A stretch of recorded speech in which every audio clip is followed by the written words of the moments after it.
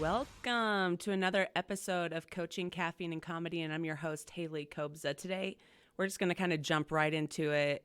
Really don't have a script or anything to go off of, but this is a person we have probably a monthly phone call conversation. We usually get talking. I might call her for like one simple question, and then 20 minutes later, we've solved all the world's problems.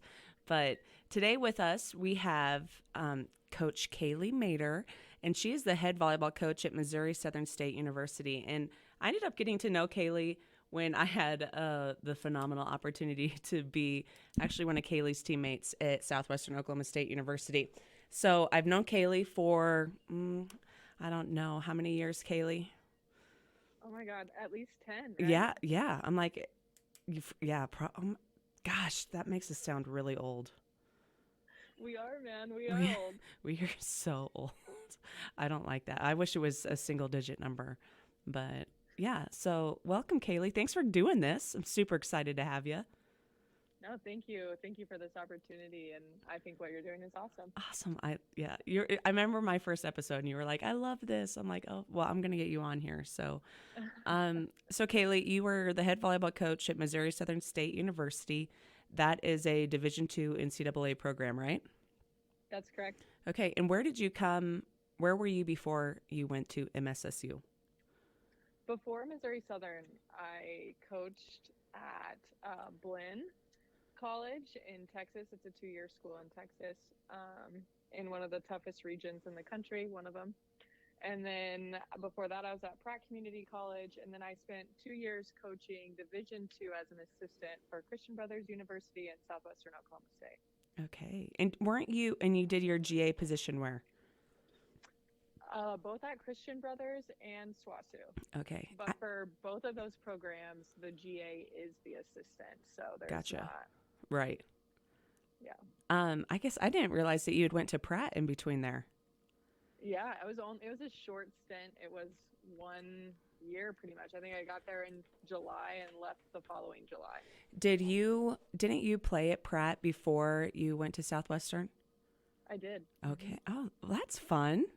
That's exciting. Yes, I got to coach at both my alma maters, my JUCO alma mater and then my 4-year alma mater, which is a super cool opportunity. Yeah, I think, I think it says a lot about not just the program, but the school and the community itself when people do come back. So absolutely. That's awesome. So I'm going to kind of warm up a little bit. We kind of already asked you a few questions, but I'm going to put you on the spot on a few things. Okay. Okay. So where are you right now? Outside. Oh, fun. Okay. What shoes are you wearing? On Clouds. Ooh, like the tennis shoes. Yes. Love them. They're the best. They are. I do like those. What is your hairstyle right now? Natural. Oh, just down and out. Down and wavy, yeah. Okay. Are you on speakerphone, earbuds, or ear to phone? AirPods. AirPods, even better. Are you wearing a watch? Yes, Apple Watch. Good. What was the last volleyball coaching thing that you did? I did our preseason schedule yesterday. Already? Yeah. Wow. Okay. I am way behind. Oh my goodness. I usually not practice plan. Okay. Just okay. Just outline, a practice outline. I was like, oh wow, overachiever. I do that like last week of July. I've had all summer to do it. Okay. So also just a fun question. If there was any coach that you could sit down and have lunch with, who would it be and what would your conversation look like? Ooh, probably John Wooden. Ooh. And I would probably want to know more about how he connects with his players. Mm-hmm. Do you have an issue, or like not an issue, but do you feel like that's something that you can always work on? Oh, absolutely. I feel like the beginning of my coaching career was very much X's and O's and knowledge and training. And I feel like I've reached the point in my career now where connections is where I want to grow the most. Mm-hmm. Yeah. And I think that's one of those things, like in every year it's different, like how you connect with players, and they're not all the same. Not all the same. So we played together at Southwestern, you played at Pratt. What is the most memorable moment, and it could be playing or not. No, let's do this. Most memorable moment playing when you were in college. Like memorable moment volleyball. Man, I feel like so many flood my mind. There was a time when I was playing junior college where I had spent the whole summer helping out with camps for a different organization called Gold Medal Squared. And I had never learned floor defense up until that time. And so this is between my freshman and sophomore years. And my sophomore year, we're playing against the number 11 team in the country, I think. We were 19 at the time.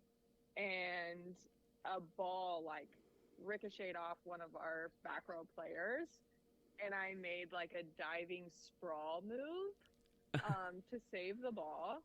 And the reason this sticks in my mind is because I like got up and I was like, oh my goodness, did I just do that? Like, where did that come from? I've never made that kind of move in my entire life. And it was the coolest like feeling, not necessarily like just doing something I've never done before and didn't know I was capable of doing. Yeah.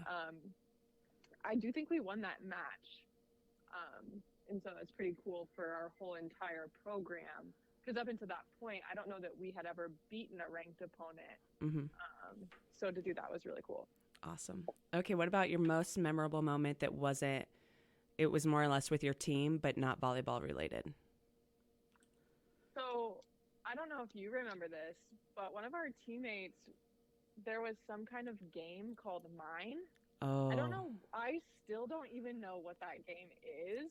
But yeah. I will never forget it because you would say that word, mine, in any conversation. And for some reason, we laid on the ground and someone took our picture. Mm-hmm. That was the game. Yeah. And what was that? I don't know. I feel like Stephanie started that. Absolutely, she did. Yeah. But then, I don't, even to this day, though, I have, small anxiety if somebody says that. But I'm I think I had to lay down on a bar floor with peanuts on the floor once. Disgusting. I have no idea what the purpose was, what it is, but I feel like my brain is flooded with memories of myself and my teammates laying on concrete, laying on basketball courts, volleyball courts, the bus, people were just laying on the ground. Yeah. So that's the first thing that comes to mind for me. Yeah. Looking back now, 10 years down the road, oh my goodness, what advice would you give to your younger self?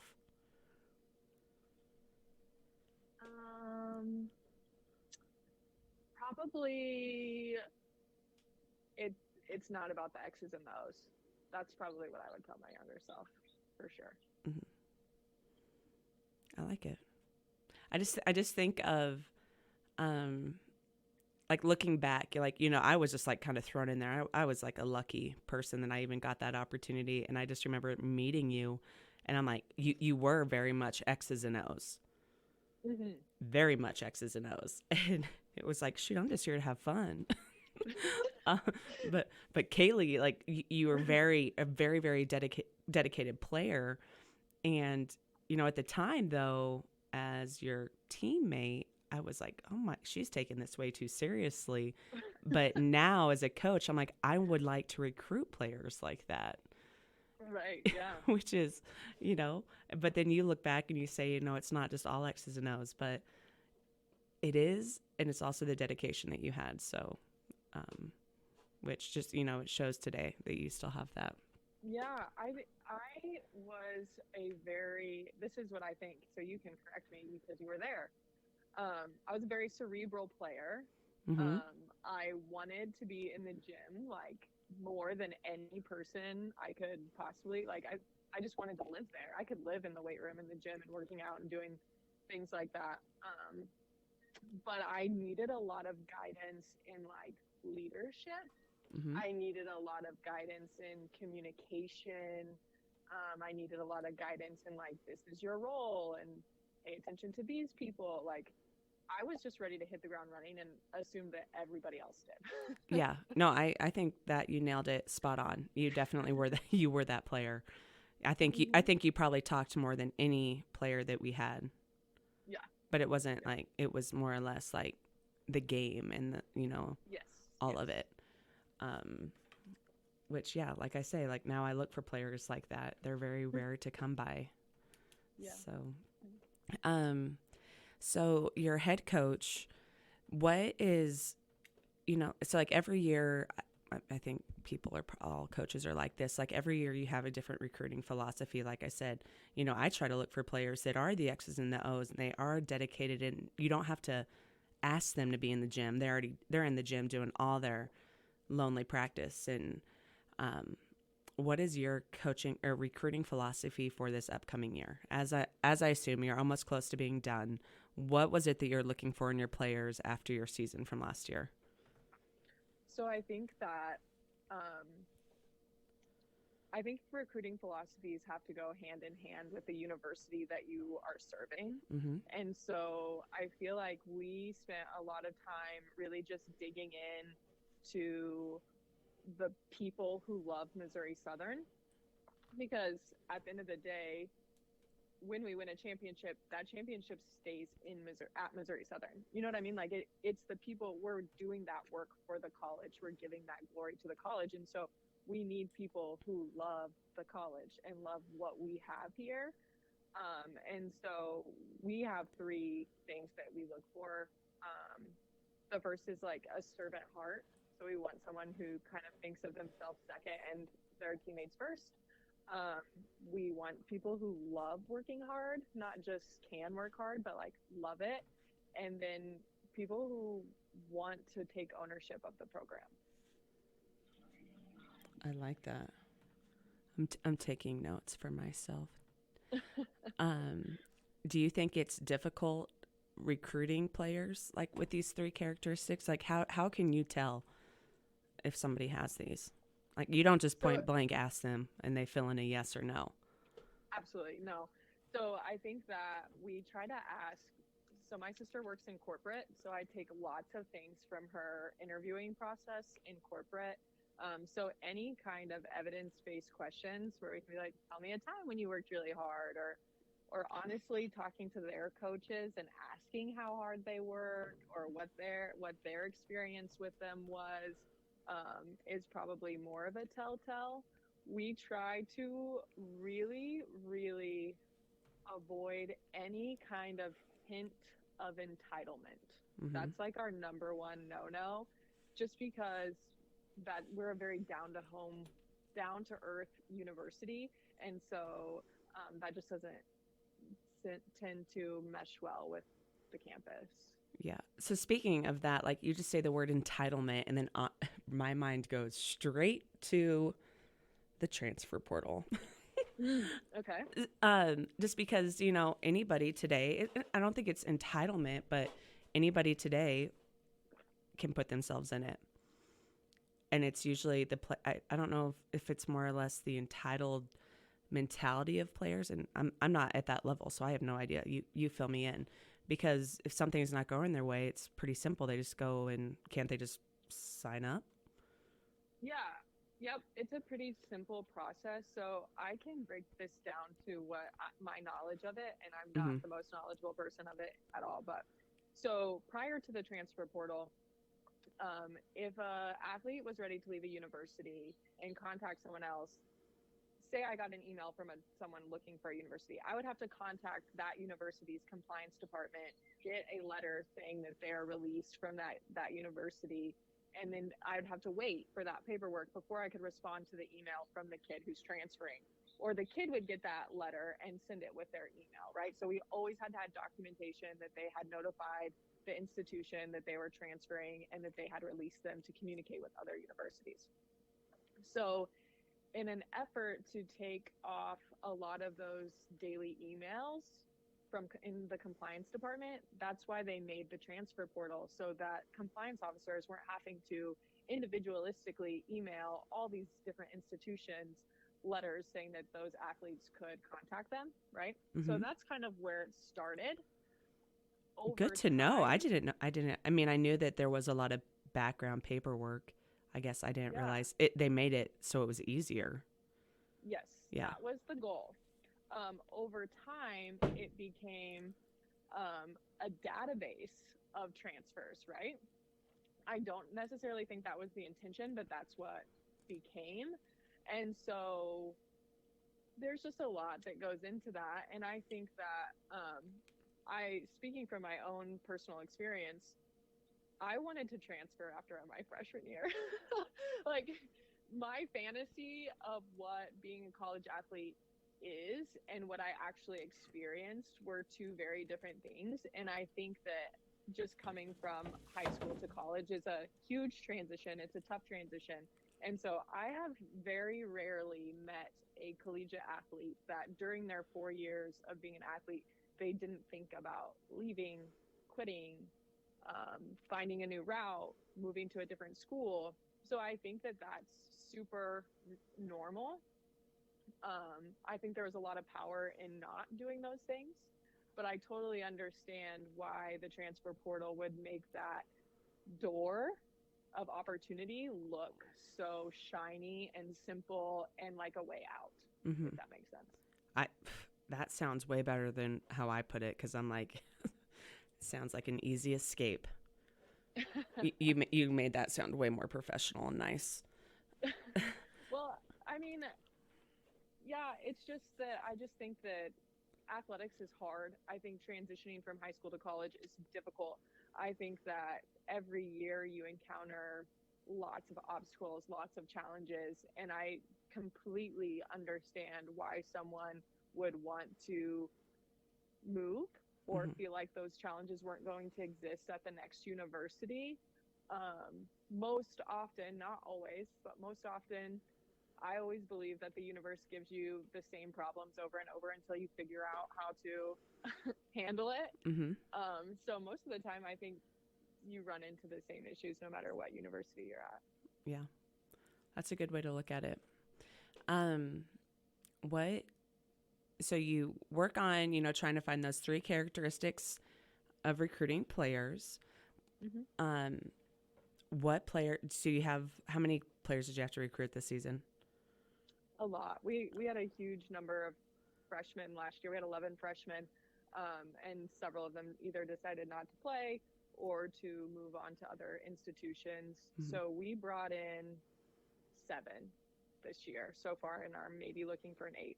Oh, okay. So when you bring them in and you're doing your visits, do you ever ask like a really hard question? Like you read, I like to read, that you just like, you ask them a question, you feel like you could really read into their mind and their soul when they answer it. Do you ever ask any tough questions like that? I don't. So I actually try to stay out of the campus visit as much as possible. I used to be a lawnmower coach and run the entire visit and just take them my path. This is who we're going to talk to, etc.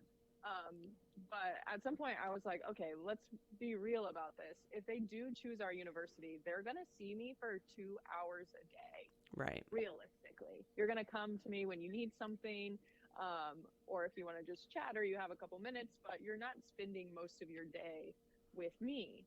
So how can I make sure that you see all of campus, all of Joplin, and I'm involved very little? And so I actually, this is going to be, now everyone's going to know our secrets, but we actually have a meeting after the visit with everyone. So if you talk to financial aid, if you talk to your advisor, if you go to dinner with the girls, if you hang out with the team, we're all going to talk about that later And I'm going to get intel from all the other people to get to know this person. I agree 100% with you. I do the same thing when my players come, her recruits. I'm like, yeah, the players can show you around because I don't have to play next to you. Right. I don't have to live with you. Right. But I do. But at the end, I do talk to my players, and I always just like to ask them difficult questions just to see how they respond. What question do you ask? So I usually ask them, I'm like, do you love the sport of volleyball? And then they usually respond yes. And then I'm like, help me to understand how much you love volleyball. And then they're like, they, then they have to really think. Yeah. Awesome. Because like for me, and you, like if people love what they're doing, then there should be no issues. Yeah. Because they want to put forth, they want to be those X's and O's players where they're just like putting everything they have in it because they love it, and they're coming here because they love it. So, but I always like to ask that question. So then when there ever any issues arise, I always go back to that. And I'm like, hey, remember what you said. Yeah. Yeah. This is why you're here. This is why we're, yeah. So, in the last few years, let's say 5 years, what has been like the biggest challenges for you coaching that you want to strive to be better? You said you want to be better connecting with your players, but what else? So I am currently really working on my tone, like managing my tone in different situations. But I think that my players in the last 5 years have become very gifted and skilled at showing people what they want to see. I think when you talk about growing up with social media, most of these athletes, they really understand what other people want, and they really know what to say and how to do what other people are expecting for them. And so I feel like one of my challenges is like getting to the authenticity of who they are, and what they really want, and what they really believe. I like it. Have you ever had a player that's like made you be better? So many. I think that's the best part about coaching is every year, every team, they make me better in everything. They make me better communicators, better instructors, better listeners, better at fashion, better at makeup, better at hair, better at everything. Yeah. Isn't that funny? Yeah, music. Mine's music. They're always like, you gotta, yeah, I love coaching females, and it's also a death sentence as well, but I love it. Whenever someone says to me, that's such a cute outfit, or you're so stylish or something, I'm like, no, I'm not. I'm not. But I have 20 people who feel very comfortable giving me their opinions on the daily, and it has forced me to level up.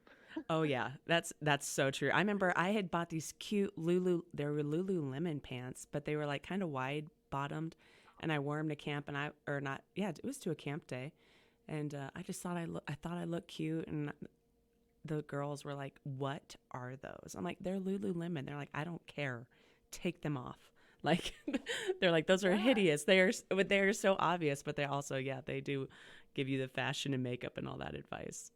It's great. Oh man, do you remember? Speaking of fashion, I have like very like definite moments of you in my head. One of them, we need to find. I know you have a photo of this. Your Halloween costume. I knew you were gonna say that. Like my jaw is clenching. But yes. I mean, I was basically the designer of that. I feel like because I had to help you. You have to have a photo of that somewhere. I'm guessing you probably took it down from all social media, but absolutely, yes. That was great. I can. So that was great. Up as Lady Gaga once in college, and my outfit was caution tape. Only caution tape.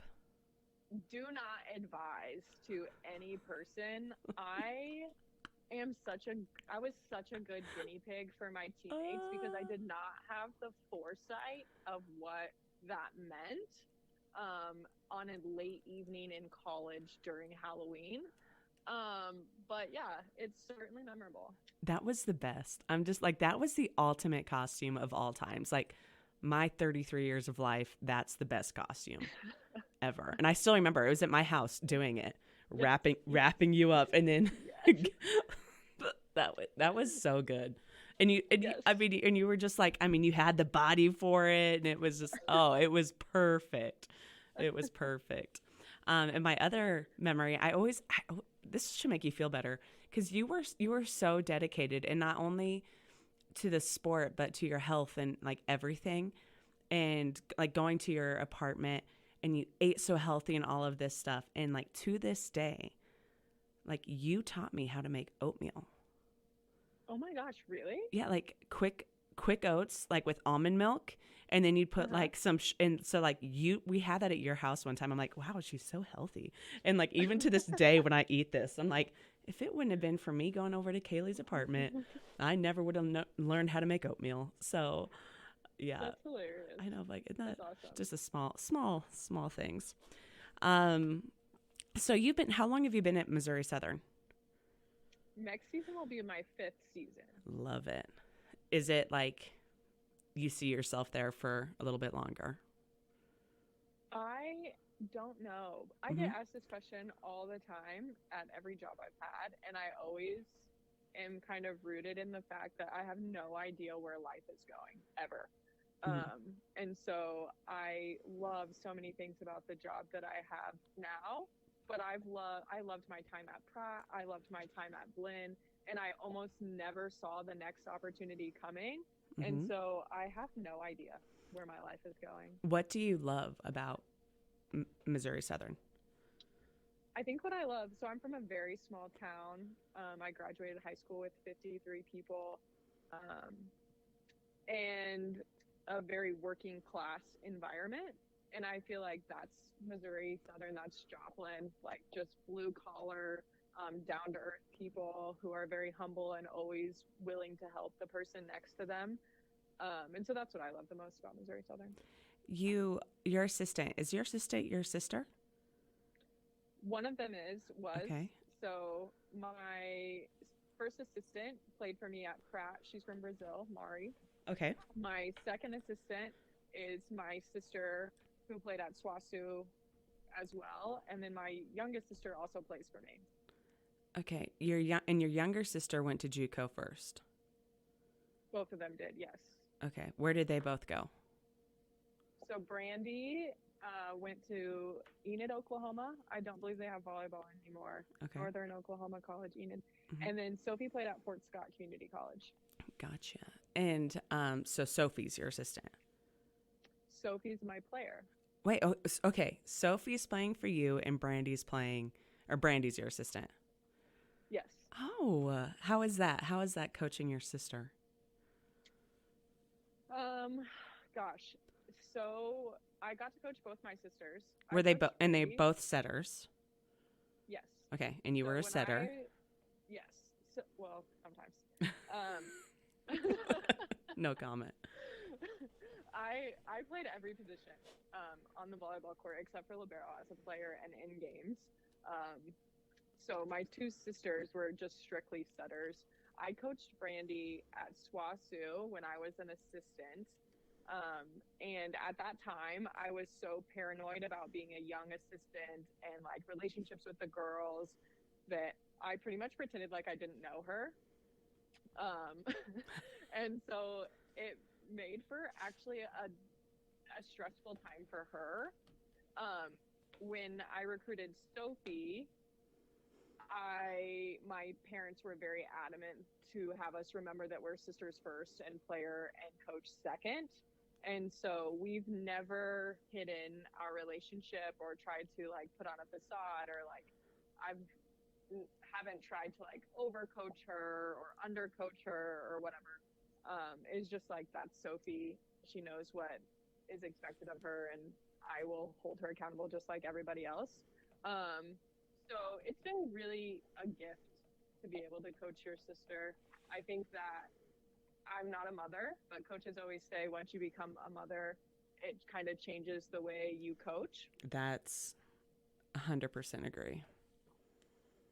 For me, coaching your sister kind of changes the way you coach. Everybody, not just her. Yeah, for sure. I think you take into consideration more of the person than the actual game. Yeah, absolutely, for sure. And maybe see, like, a lot of times we just get to see that person in the gym. When you're coaching your sister, you get to see that person at barbecues, you get to see that person somewhere else. So it offers you some insight to behaviors. And so now I feel like with my other players, I try to find those insights too. Right. I think I 100% agree with that. Ever since I became a mom, my past players, they use the term soft. And I'm like, I don't think it's the fact that I'm not soft. One, I don't sleep enough. And then two, I take into consideration so much more now than just the game. So like my relationship building with my players is like way more advanced than it ever was before then, because I just care so much, because like, I don't know, it's just, you just look at people differently. But yeah, I have both my assistants at Southern played for me in my early days of coaching, and both of them would be like, come on, when are you going to yell at them? When are you going to make them run? Like, when are you going to do something? I'm like, hey, chill. Yeah, okay? It's okay. Everything's going to be okay. Do they call you, what do they call your players, call you Coach Mader, or? Most of the time they just call me Coach. I prefer Coach Kalie, but for a lot of people, that's disrespectful. So they go, I answer to Coach Mader or Coach Kalie. Yeah. That's everyone's, I mean, I just go by Kobza pretty much. For the people that can say it, it's really hard to say, but I always like to see what they go by. What's the most difficult situation you've ever been put in coaching? Coaching? Oh, I sound like I'm from coaching. I sound like I'm from Texas. I think the most difficult situation I've ever been put in is I was in a place where I had to make a decision, and what my institution needed did not match what the team needed. And so it was just really, really hard, because I have to put the institution first. And so I think it was a hard decision for the team to understand. So I think anytime you're caught between your team and the institution, that's just a really tough place to be. Oh, yeah. Like you feel, in which are two completely different things as well. They can be, yeah.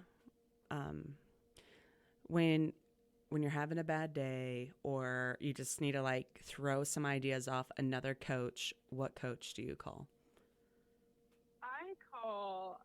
She's actually probably considered one of my best friends now. We talk on the phone, I kid you not, 4 or 5 hours a week.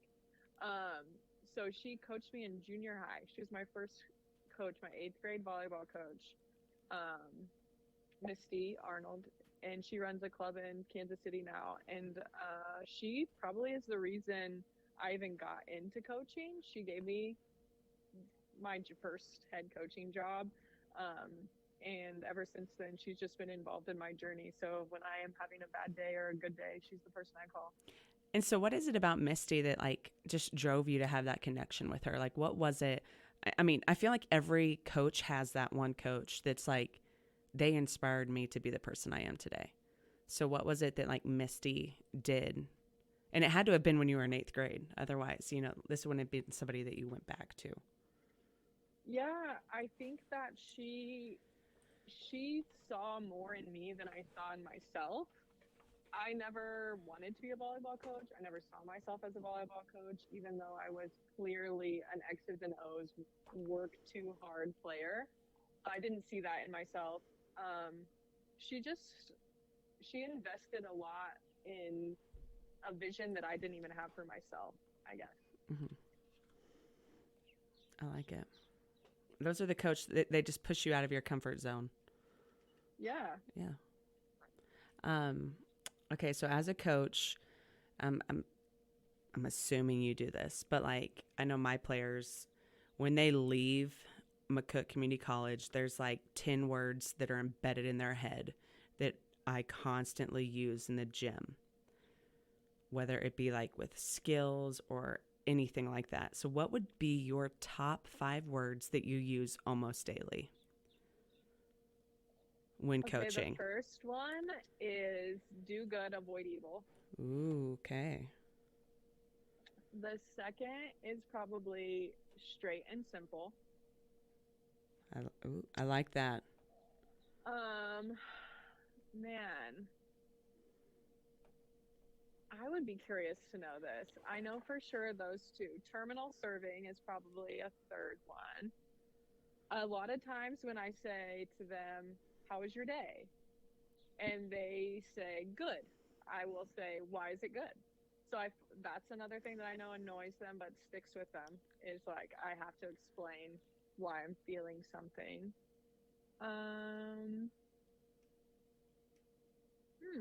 I think that's all I can come up with. I like I don't that. know what the 5th one would be. I like straight and simple. I might have to steal that one. Oh, well, we have to say the passing key before every single time we take a rep, so you don't forget straight and simple. So the whole reason I asked this, so I had a player 3 years ago. Her family runs a decal company.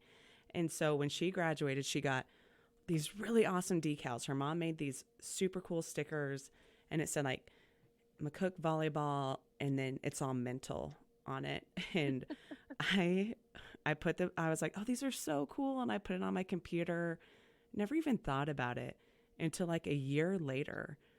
And the same player who was no longer here said something. I had said something to them like in a Snapchat, and she responded back, it's all mental. And I was like, what? And she's like, that's what you always tell us. And I was like, wait, is that why you got us those stickers? Do I say that all the time? She says, you say that over everything. And I, like, what a blonde moment. I'm like, here I was putting these stickers on everything, not even realizing I say that for everything. That's funny for 2 reasons. One, when a couple of your players were visiting Missouri Southern, they told me that. It's all mental. So that's hilarious. See? And the second thing is I came up with the 5th thing. So at the end of practice, we have something called the Brave Box. Ooh. And you can, and we haven't done this every year. We just did it 1 or 2 years. At the end of the practice, if you did anything that day in class, anything that was brave, so this is something you didn't want to do, it was uncomfortable, but you did it anyways, you can share that with the team and you get a piece of candy. And it was one of those things that, like, sure, whatever, like, yeah, bravery's great. I didn't know the power that the Brave Box had until a former player came up to me, and the first thing we were talking about what we had coming up with the season. She goes, oh, that's going to take a little bit of bravery, huh, coach? And I was like, oh, yeah. Or another player came up to me. She's like, you're not going to believe what brave thing I did today. And I'm like, oh my gosh, what? Yeah, it's those small things, and they actually listen. Yeah. I mean, you give them some candy and they'll do a lot of good things. Yeah. Give them a free T-shirt and they are in it. Yeah. They are in it. Right. That's like how I ended up getting my players like to hold themselves accountable for like summer workouts. I'm like, if you do your summer workouts, you can get a free T-shirt. We've never had any problems since. That's amazing. It's crazy. Anything, I'm trying to think. What am I missing? I feel like, every time I talk to you, we always have like, again, I ask you one question, then we go off on a different topic usually. Yeah, we sure usually do. What about what book are you reading right now? So I just finished the book, Start With Why. Have you ever heard of that? I haven't. Book? Very, very good. It's actually 3 or 4 years old, I think, maybe even older. Simon, I'm terrible with names. Sinek, maybe, is how you pronounce his last name. Okay. I really enjoy reading books about business because I think as a college coach, we are the middle ground between business and education. Mm-hmm. Um, and so Start With Why was really, really cool. I thought it gave me a lot to think about, a lot of clarity in decision making, but it's a really good one. I just finished that one. Do you listen to books, or do you just like to read? I prefer to read because I like to take notes. Mm-hmm. And I claim, I don't know that this is true, I claim ADHD. So listening sometimes is a weakness because I get distracted. Yeah, I feel like if I'm listening to something, I got to be in the right mind. Otherwise, I'm like, you know, what just happened? Yeah, like a long drive, I can do a podcast because it feels like I'm having a conversation with someone. Yeah. Books are a little bit harder, but sometimes I can do those too. Yeah. What are you watching currently? I just restarted Game of Thrones. Yes. That's good. You've watched it though before, right? Yes, but when you start watching the second time, have you seen it? Oh, yes. Yeah. Okay. If you watch it the second time, you're like, holy cow, so much in this first episode plays into the very last episode. Like, you don't even realize it in the time because you don't know what's going to happen. But then you go back and watch, you're like, holy cow, it was there the whole time. What was your thoughts like for that last episode of Game of Thrones? Were you like a little disappointed, or were you okay with it? So Khaleesi was one of my favorite characters. Mother of Dragons. Yes, up until the very end. I don't know. I understood why it went the way it went. Yeah. Same. I mean, I just remember after watching that, all of the hate. I'm like, well, how were they supposed to have ended? I felt like it was an okay ending, for sure. Yeah. So that's great. What else? Anything else? Are you watching, or just watching that, starting over? I just started that over. That's good. I watched Winning Time. Ooh. So I think that first season is over. That was super fascinating. But yeah, that's about it. What are you doing in your downtime? So I haven't decided. I need to decide if I'm going to travel or if I'm going to do some work on my house, like get new floors and countertops and stuff like that. But I own my own house and I hate doing yard work. So I feel like as soon as spring volleyball is over, my whole entire calendar becomes, when is it going to rain? And when can I mow the grass? And when can I pull the weeds? And when can I weed eat? That's like, I did not like yard work until COVID. And then it was like this, I don't know. I just fell in love with gardening and all of this. And it's like opened a new pathway. That's amazing. Or like opened up my bank account to not have any money in it. So I believe that you can learn to do anything. I have no passion for yard work at all, but I'm too stubborn to outsource the project. Yeah. Because I want to, it's mine, so it's my responsibility is kind of how I look at it. And yeah, but I have no passion for it at all. I do love like following you though on social media and stuff, because you do travel, you like to hike, right? Love hiking. Yeah. And I'm like, oh, I wish there was places to do that, more of that here. And do you have a dog? I have a dog, Millie, yeah, 5 years old. Yes. Oh, I love that. Golden doodle. Yeah. Little black golden doodle. Which is it really a golden doodle if she's black? You know, she's a conundrum, right? Like, most people will say, are you sure she's a golden doodle? I'm like, listen, I'm not saying it happened naturally, but her mom was a standard size retriever, and her father was a 4-pound poodle. Oh my gosh. Standard size. She was one of 16 puppies. What? When I got her, I was like, holy cow, this is a small dog. This is not what I pictured at She all. was the cutest puppy. Yes. She was an the adorable sweetest. puppy. I will share this. I hate social media. What? I do Really? it. Yeah. I Oh. hate it with a fiery passion. I did not know that. Yes. So I think it was probably 2014 when I had an assistant, and we were having a pretty good season at Blinn. And one of the girls, I think it was picture day, handed the phone to my assistant, or like started to hand it to me to take a photo. And I reached for it, and she goes, "Oh wait, no, Coach D, can you do this? Coach Kalie doesn't get it." I was like, "Wait, what does that mean?" And I had a whole conversation with my assistant. What is she talking about? I don't get it. And they just said, "You don't get it." I thought, what is going on? So from that point on, I was bound and determined that I was going to understand social media.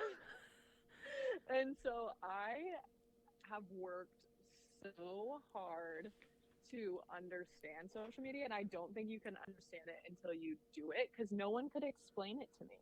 And even I probably couldn't explain it to someone else. So I did all these crazy like challenges for myself to practice. I hate taking photos, hated taking them. So I would practice and force myself, like, you have to post on social media 3 times a week for 5 weeks. Doesn't matter who engages with it. Doesn't matter what it is. You have to do it. And so I would do that. When I would go on vacation, I would look up like poses, like beach poses. I would look up how to do this, because I just don't, it's lost on me. I think it's really dumb. But yeah, so I started to understand. And so now I feel much more confident when someone hands me their phone. I'm like, no, I got this. Put your hand here. Do this. Lengthen your leg. Go up on your toe. Okay, stay. I was going to say, I love your social media stuff. I'm like, you're like a pro. Yeah. I like your stuff. But it's like anything. You have to practice. Right? Oh, for sure. Yeah. For sure. I love it. I'm trying to think. Okay, last question. And then if you have anything, you let me know. If you could, if anybody was listening to this podcast, who would it be and what would you say? Man, I feel like I don't want to choose one person, but just anyone who was like, oh, Kalie's on this. I wonder what she has to say. Thank you. Thank you for caring. I hope you learned something. Like, I hope this was a valuable time in your drive or your day, because at the end of the day, like, yeah, that's awesome that they were willing to listen. Okay, and to end it, if I asked you to give me the first quote off the top of your head, what would it be? You grow what you measure. Ooh. You grow what you measure. Like, if you don't measure it, you're not going to change it. Yes. Very true. How do you know if you've like succeeded? Exactly. Or grown? Yeah. And what if you're measuring the wrong thing? Yeah. I like it. Well, Kalie, thanks for doing this. Absolutely. I think we should have like an alumni thing. You know, I've talked to Collins about this before, because I think it would be cool, but he can't do it during season. Right. I was like, too many of us are coaching. Yeah. And so I'm sure we'll find a way to get it done one day. Yeah, I like it. I like keeping up with everybody on social media, and it's pretty fun. Absolutely. Yeah, but awesome. Well, thank you, Coach, for doing this.